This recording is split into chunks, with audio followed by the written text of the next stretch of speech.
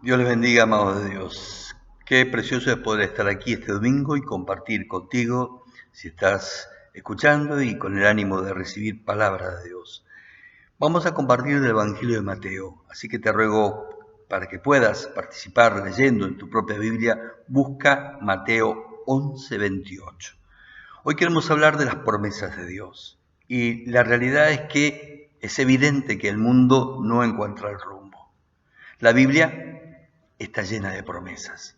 Muchas están vinculadas a la obra y a la persona de Jesús. Y se cumplieron muchas de ellas en la primera venida. Aquellas que hablaban de quién sería Él, cómo moriría, cómo sería su vida, dónde nacería y otras cosas más. Fue el Señor mismo quien dijo a los suyos que estas promesas, que era necesario que se cumpliera todo lo que estaba profetizado y anticipado acerca de su persona y de su obra, en Lucas 24:44. Pero hay otras promesas que hoy están vigentes para la iglesia, para vos y para mí, si sos parte de la iglesia del Señor. Son para este tiempo que es un tiempo tan particular porque es un tiempo de incertidumbre, es un tiempo de falta de esperanza, es un tiempo que se ha llamado un tiempo líquido. ¿Por qué? Porque los cambios se suceden tan rápidamente que aún las personas más capaces no logran adaptarse a tantos cambios, a tanta incertidumbre y a tanta falta de rumbo. Por eso es común que haya tantas personas sin un destino, sin esperanza, sin saber qué hacer con sus vidas. Y la palabra de Dios es oportuna para ellas, tanto si están apartadas como si aún no han conocido a aquel que puede encontrar el rumbo para su vida y darles paz, esperanza y vida eterna. La iglesia del Señor, es decir, todo creyente sincero, también es bendecido, edificado y desafiado con estas promesas, porque son particularmente para aquellos que llegan a Él, se acercan a Él y hacen amistad con Dios. Un compañerismo que nos permite integrarnos a la iglesia del Señor, que no es una religión en particular. Y estas promesas no solo son actuales, importantes y desafiantes, sino que son sumamente pertinentes para aplicar no solo a nuestras vidas, sino también, y esto es importante, compartirlas y bendecir a personas que están necesitando de Dios y no están cerca de Dios en este momento. No son para el mundo, solo son para aquellos que se ponen o están dispuestos a ponerse bajo el gobierno o el señorío de Dios. Son muchísimas, por eso vamos a escoger en esta mañana solo aquellas que están en el Evangelio de Mateo. Te dije al comienzo, Mateo 11, 28 al 30. En el Mateo 11:30 hay una tremenda y preciosa promesa. Es válida para todos los que están en la condición señalada en el verso 28 y 29. Dice el texto en la Reina Valera contemporánea. Vengan a mí, verso 28. Todos ustedes, los que están agotados de tanto trabajar, que yo los haré descansar. Lleven mi yugo, dice el verso 29, sobre ustedes y aprendan de mí que soy manso y humilde de corazón y hallarán descanso para su alma. Porque, y esta es la promesa, verso 30, mi yugo es fácil y mi carga es liviana. Preciosa palabra de Dios, promesa de Dios para todo aquel que, vuelvo a repetir, está bajo el gobierno de Dios o está dispuesto a ponerse bajo el dominio, el señorío, bajo la cobertura de Dios y entregar su vida a Jesucristo. ¿Qué dice aquí? Que podemos ir a Él. Lo primero, ¿quién es? Todo aquel que necesita de Dios, pero especialmente aquel que está cargado, está deprimido, está angustiado, está lleno de preocupaciones, está lleno de problemas o está vacío. Y eso genera una carga en su vida y en su existencia. Y Dios promete darnos descanso. Promete que su misión, su tarea, seguirlo. Hay gente que dice, no, pero seguir a Dios es complicado, Él pide muchas cosas, tengo que renunciar a muchas cosas. Es verdad, hay cosas que hay que dejarlas porque impiden la obra de Dios en tu vida. Sin embargo, Dios promete que su yugo, servirle, seguirle, tomarse de Él, andar en compañerismo con Dios es fácil, es ligero y realmente está lleno de bendiciones. La segunda promesa está más adelante en Mateo 16, donde el Señor le pregunta a los discípulos en un momento determinado. Toda la escena, todo el eje está basado precisamente en la pregunta que el Señor hace. ¿Qué piensa la gente que yo soy? Entonces, ¿qué es lo que va a suceder? Simón Pedro, por inspiración de Dios, va a responder. Mateo 16 dice: tú eres el Cristo, el Hijo del Dios viviente. Jesús le responde: bienaventurado eres, Simón, hijo de Jonás. No le llama Pedro, le llama Simón, porque no te lo reveló ningún mortal, sino mi Padre que está en los cielos. Yo te digo que tú eres Pedro. Piedra significa en griego. Y sobre esta roca, Petra en griego, edificaré mi iglesia, y las puertas del Hades no podrán vencerle. Esto es interesante porque lo que está sucediendo aquí es tremendo. Pedro, precisamente por inspiración del Espíritu Santo, responde quién es Jesús, lo cual viene del verso 13, donde el Señor había preguntado a los suyos, y Pedro va a decir dos cosas importantes. Pero el Señor le promete dos cosas. Primero, que su iglesia va a ser edificada sobre la roca. Si uno sigue leyendo el resto del Nuevo Testamento, va a comprender sin margen a duda, claramente y en forma evidente, que la roca es Cristo. ¿Por qué? Porque Pablo así lo dice claramente para despejar toda duda, todo conflicto, toda controversia religiosa en 1 Corintios 10:4, que la roca es Cristo y Pedro es piedra. Por eso más adelante en el verso 23, Mateo 16:23, lo va a reprender, le va a retar, porque él se va a dejar guiar por las cosas de los hombres y no por Dios. Entonces, Cristo es la roca. Él no te va a fallar, Él no te va a mentir, no te va a engañar. Solo Él puede estar contigo en todo momento, mientras que Pedro tuvo un tiempo para la iglesia del Señor. Lo segundo que Él promete es que las puertas del Hades, de la muerte, no van a prevalecer contra la iglesia. Esto significa porque Dios, al que se vuelve a Él, le da vida eterna, y el partir, el irnos de aquí, es ir a su presencia. La muerte ya no se convierte en algo que nos atemoriza, sino en un tiempo donde cambia nuestro destino, y de estar aquí pasamos a la presencia del Señor. Pero más adelante hay una segunda y preciosa promesa que está en Mateo 18 al 20. El Señor nos dice algo importantísimo, la importancia de esa iglesia y vivir de acuerdo al criterio que Dios mismo establece. Solamente 2 veces habló el Señor de la iglesia, porque la iglesia, amado, fue formada luego de la partida física del Señor, cuando en Pentecostés el Espíritu Santo en Hechos 2 es derramado.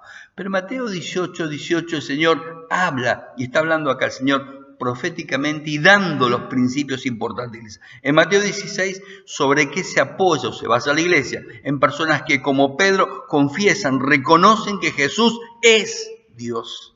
Es decir, que el creyente es aquel que reconoce en su vida, en sus hechos, a Dios sobre su vida. Pero luego, en Mateo 18, el Señor va a hablar de algo importantísimo, que es el hecho de la reconciliación con Dios. Implica reconciliación con otros y con uno mismo, pero también muchas veces la iglesia va a tener ciertas dificultades o tener que desarrollar la tarea de tratar cosas. Y Jesús va a decir esto: de cierto le digo que lo que aten, es un término rabínico que significa permitir, será atado en el cielo; lo que desaten, en el mismo sentido, permitir o prohibir, será desatado en los cielos. Una vez más les digo que si en este mundo 2 de ustedes se ponen de acuerdo en lo que piden, mi Padre que está en los cielos se los va a conceder.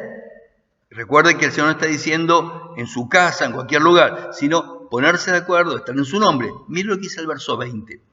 Donde hay 2 o 3 reunidos en mi nombre, no dice en su casa, no dice en su hogar, sino en su nombre, donde Él determine, yo estaré en medio de ellos. El Señor está hablando aquí de la iglesia, cómo resolver conflictos, dificultades, cómo tratar con la gente que, habiéndose apartado, regresa, retorna al compañerismo, a la comunión con Dios y al compañerismo con los otros creyentes. Por eso Mateo va más adelante, en Mateo vamos a ver este mismo capítulo 18, que Pedro pregunta ¿cuántas veces debo perdonar que mi hermano se aparte, haga lo que quiere y luego vuelva como si nada? Y el Señor va a decir 70 veces 7. Es importante lo que está sucediendo acá. ¿Por qué? Porque el Señor nos revela que si estamos de acuerdo acá en la tierra, y este de acuerdo tiene que ser no entre nosotros, sino en su nombre, con Él, es decir, de acuerdo a su voluntad, de acuerdo a su propósito, no para otros caprichos, sueños o proyectos. Él nos hará, y además de concretar lo que estamos pidiendo porque nos está dirigiendo, Él se manifiesta, está en medio de nosotros. Es la segunda vez que Jesús va a hablar de la iglesia y establece el poderoso principio espiritual de hacer las cosas en unidad, en acuerdo, en su nombre, por el poder de la oración, pero también reunidos como familia de Dios, como pueblo de Dios, y ponernos de acuerdo, no solamente entre nosotros, de acuerdo con su voluntad y los propósitos de Dios. Así como en los cielos, su voluntad en la tierra, dice Mateo 6, 9 al 10. La iglesia es el canal y la herramienta de la presencia y la respuesta de Dios. Por eso es importante comprender este texto tan claro. En el verso 19 va a decir, en cualquier cosa. El contexto, como uno lee, es la restauración espiritual. Claramente lo dice el versículo 21 de los hermanos que se ven apartados o estaban excomulgados. Si te apartas, si alguien se aparta, si alguien niega al Señor y vuelve, Dios lo trae de vuelta, regresa al camino del Señor, debe ser aceptado, debe ser amado, restaurado. Este es el propósito de lo que el Señor está diciendo acá, del perdón. ¿Hasta cuántas veces vamos a perdonar a aquel que erra el camino, se equivoca, se cae, es derribado por el enemigo o por sus propias debilidades? La iglesia tiene autoridad para atar o desatar. Está hablando de la disciplina, la autoridad de la iglesia sobre los hermanos. No está hablando de los cielos, las tormentas, ni la lluvia, ni los poderes políticos, porque el reino de Dios no es reino de este mundo. Tanto la Nueva Traducción Viviente como la versión textual dicen cualquier cosa. Traducen igual que la Reina Valera. Es decir, que no solamente se trata del perdón, también tiene que ver con otras cosas, con el hecho de que Dios pueda hacer ciertas cosas que tengan que ver siempre con sus propósitos, con sus planes, con la tarea que tiene la iglesia y el creyente en manos, bajo la dirección de Dios. Vuelvo a repetir, no es para fines personales, no es para conseguir mejor trabajo, mejor casa. Dios te lo puede dar, claro que te lo puede dar, pero aquí el acuerdo tiene que ver con los planes, los propósitos de Dios y la importancia de comprender que ser iglesia es hacer las cosas en su nombre, en acuerdo y donde Él lo establezca y cómo Él lo establezca. En Mateo 24, 12 vuelve el Señor a hablar y va interesante lo que va a decir acá porque es una promesa realmente preciosa. Dice el texto, por tanto aumentará la maldad y el amor de muchos se enfriará, pero, dice el verso siguiente, el verso 13, el que resiste, el que persevere hasta el fin, será salvo. Interesante promesa, preciosa promesa.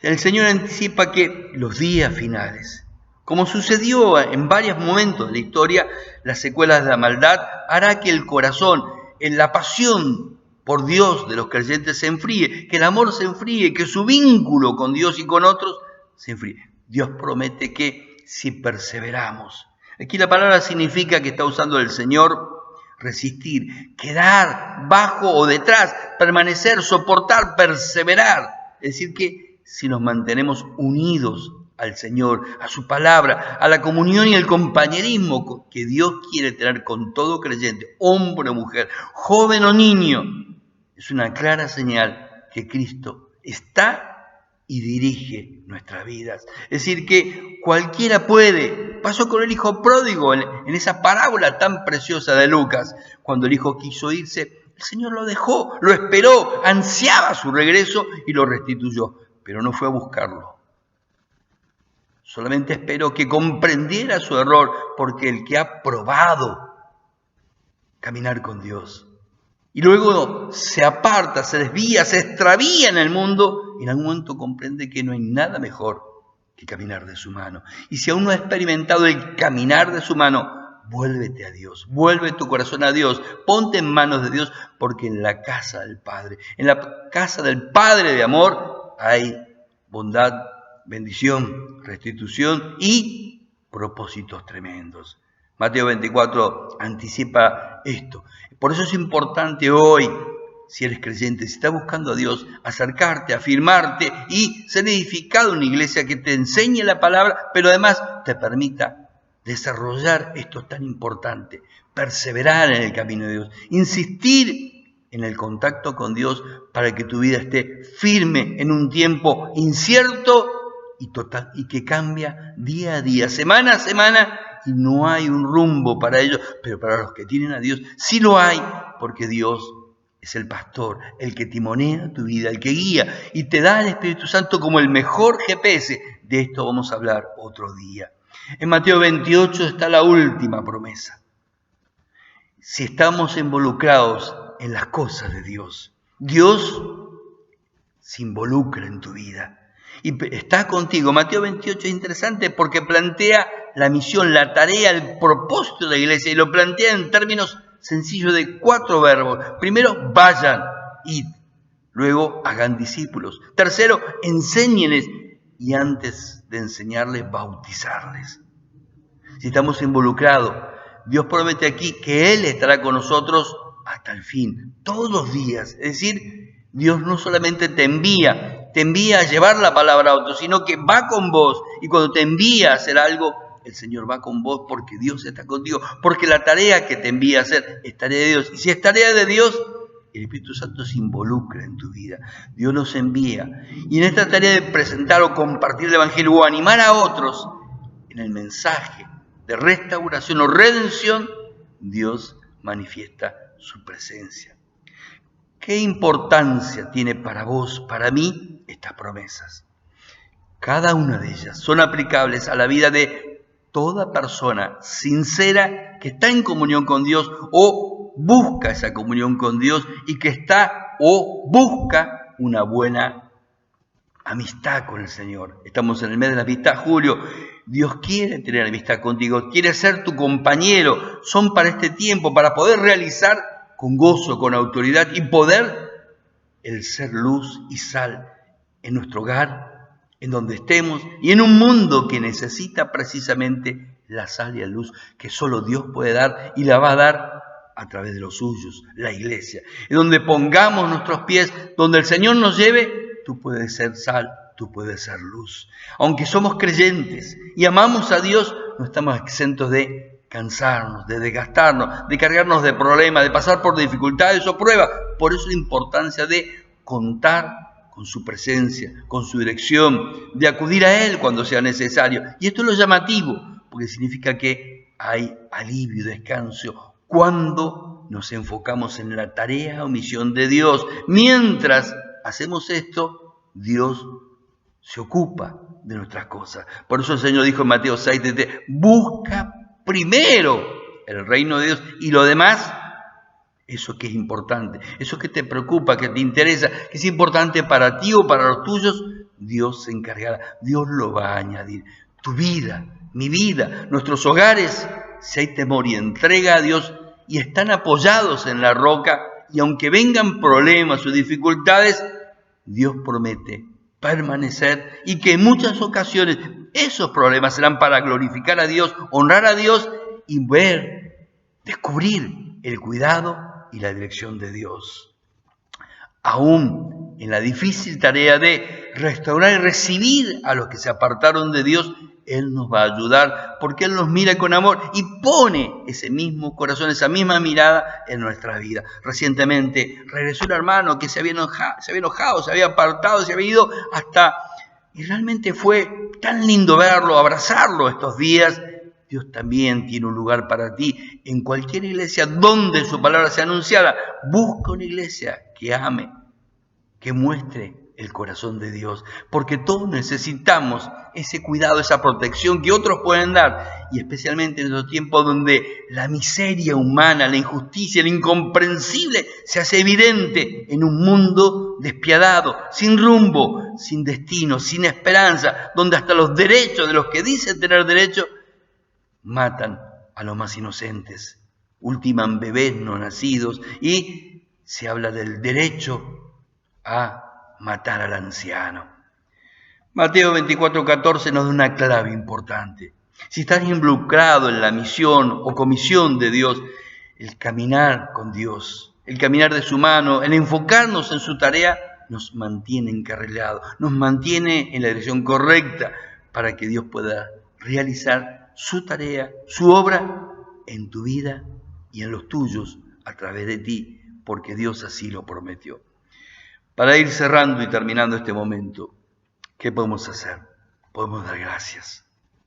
Todos pueden participar en este llamado de Dios, este propósito de Dios. Y lo más interesante, que Dios dice que tu vida puede ser parte de ese rebaño de Dios tan especial.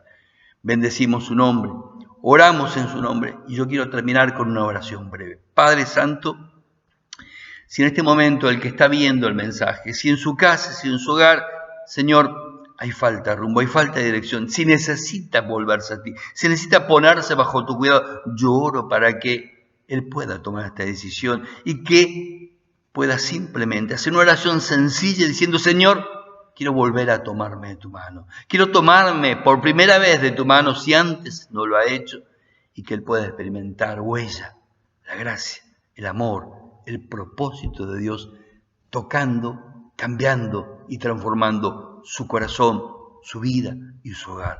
Oramos en el nombre de Jesús. Amén. Dios te bendiga, amado, y espero que haya podido bendecirte con estas palabras sencillas. Busca, la Biblia está llena de promesas.